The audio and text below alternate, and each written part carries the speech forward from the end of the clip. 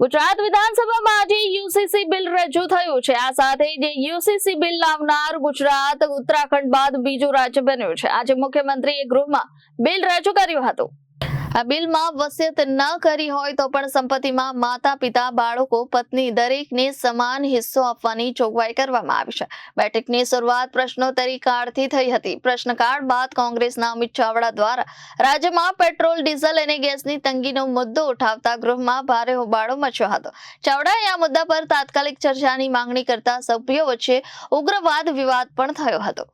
નાયબ મુખ્યમંત્રી હર્ષ સંઘવીએ આ અંગે જણાવ્યું કે આજનો દિવસ ગુજરાતના ઇતિહાસમાં સુવર્ણ અક્ષરોમાં લખાશે।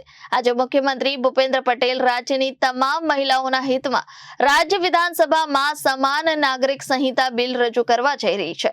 1947માં આપણને આઝાદી મળી, પરંતુ દેશના નિયમો સમુદાય, જાતિ અને ધર્મ પર આધારિત હતા, જેના કારણે સૌથી વધુ નુકસાન મહિલાઓને થયું। યુસીસી ગુજરાતમાં સમાન કાયદા લાવશે। Bureau report Janadesh news.